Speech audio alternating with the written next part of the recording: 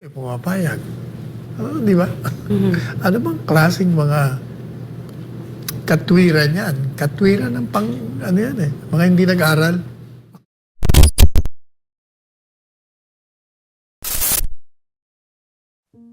Senate President Mig Zubiri at House Speaker Martin Romualdez.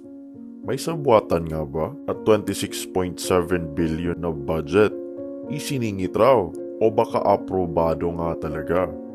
Sa patuloy ngang bangayan ng Senado at Kamara, ay marami na nga ang tila nakahahalata na parang iisa lang naman ang tunay na pakay ng dalawang kampo. At yun ay ang mapalawig pa ang kanilang kapangyarihan sa gobyerno na posibleng mangyari kung matutuloy ang charter change at ginagamit lamang ang economic provisions upang gawing tulay sa adhikaing ito. Malaki din ang posibilidad na nilalaro lang ang publiko sa mga kunwariang hearing upang maituon ang atensyon sa ibang mga bagay.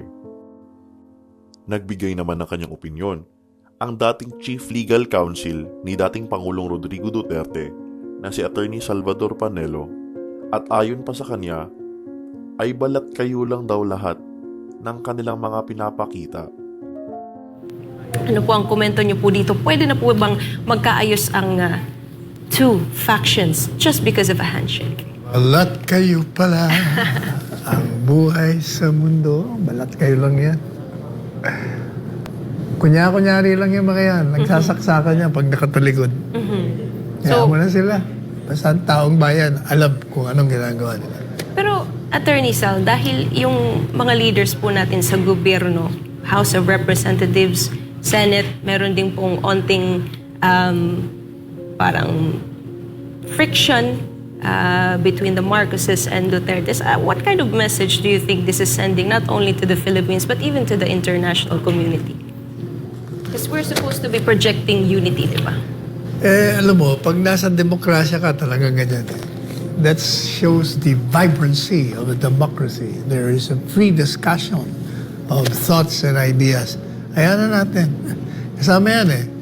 Hindi pa pwede kasing tumahimik ka pag nakakita mong may kalokohan, may illegalidad. Kaya nangyayari yan.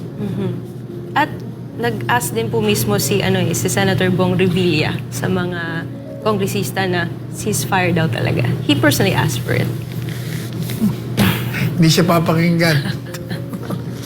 Samantala, Attorney Sal, patuloy na Ang lumalalim. pagkakaroon di umano ng ceasefire sa pagitan ng Senado at Kamara ay talagang nakakalito raw ayon sa ilan. Di umano ay nagkasundo na si House Speaker at Senate President na tigilan na ang word war at sa halip ay bigyang atensyon ang tunay na issue upang mabigyang solusyon. Ngunit, bigla na namang bumanat ang Senado sa Kamara sa kanilang pagsasabi na di umano ay nilagyan ng palihim na pondo ang AKA project ng DSWD na umabot sa 26.7 billion na ayuda daw para sa mahihirap. Ngunit wala man ng kaalam-alam ang mga senador. Ako lang humirit. Nagulat din ako sa AKAP at mas lalo akong nagulat sa halaga. 26.7 billion. Isang programa na ngayon ko lang natuklasan at ngayon lang narinig. I'm curious sa AKAP, ngayon ko lang narinig eh. No? Siguro can ask DSWD, what is this program about? Is it just between the House and kasi wala ho kami sa Senate na alam niyan eh. So is it with DSWD and the House of Representatives yung program? Thank you, Madam Chair. Madam Chair, AKAP is just as foreign to us technically as Senator Bato, as it is provided Yes, in Yusek line Di Mapuro, item. I understand that it's under the DSWD budget.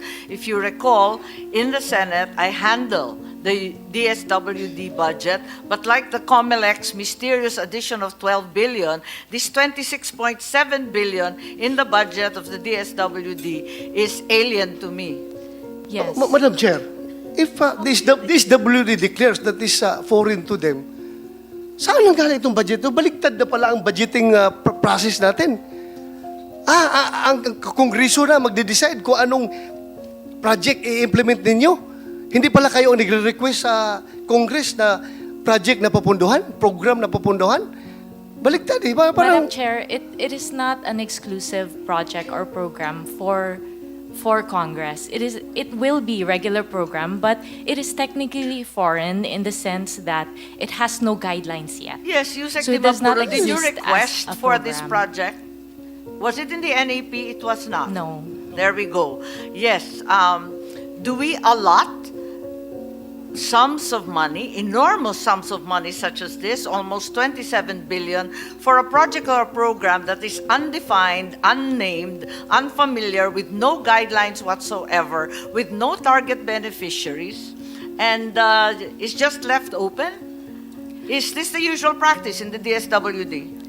Not necessarily a usual practice Not in the necessarily. DSWD. So sometimes DSWD has these magical projects that no one has ever heard of before.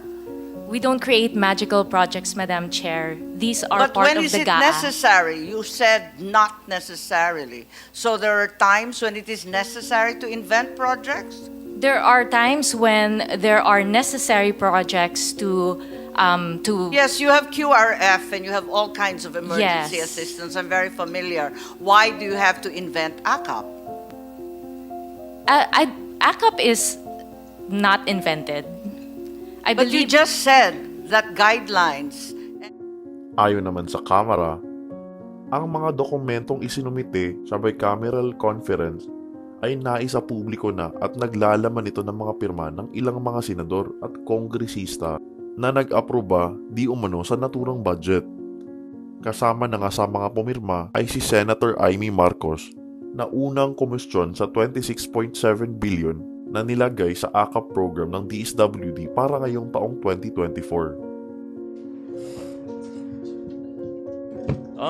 Siguro po on our part, like I mentioned, I hope to give perspective sa minority. Nung una po namin nalaman that there was news of an inserted item, nagulat po kami. Because we'd like to think our role in minority is to really fiscalize the budget. But upon checking po, immediately, tinanong po namin yung secretariat. Nalaman po namin ito po ay insertion sa BICAM naman po. So there is participation on both the parts of the House and the Senate. So nagulat po personally this representation sa allegation that this is an insertion on the part of the House at hindi daw po ito alam ng mga senador. Ikinagulat po ito namin.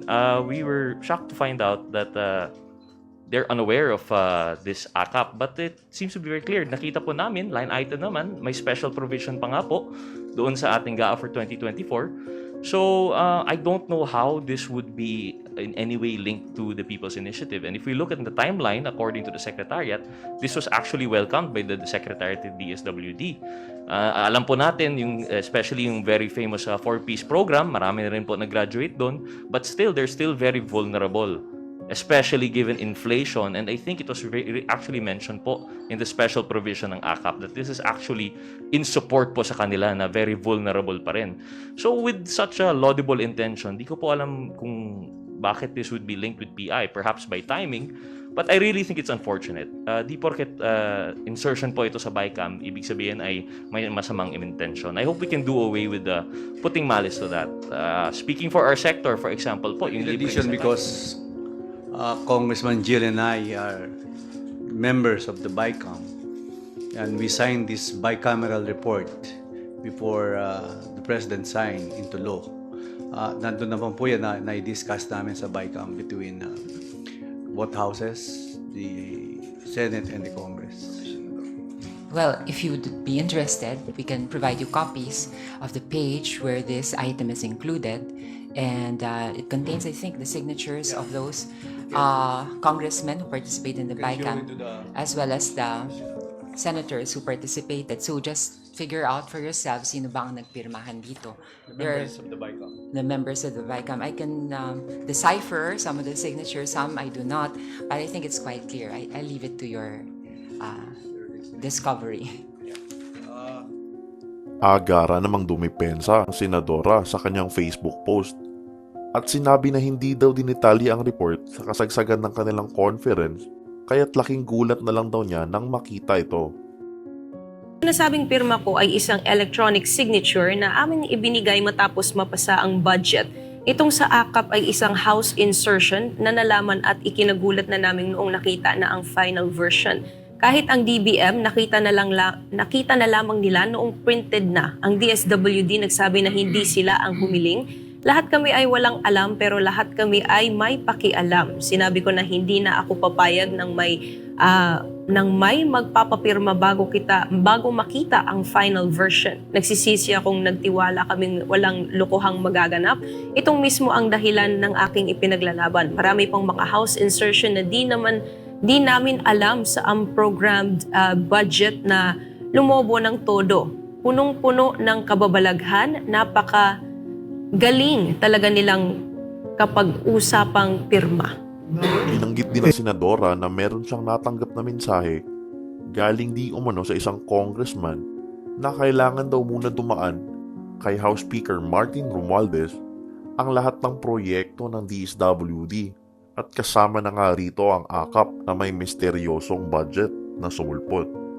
Pero may bilin dito sa text, all soft projects including AKAP must go through the office of the Speaker.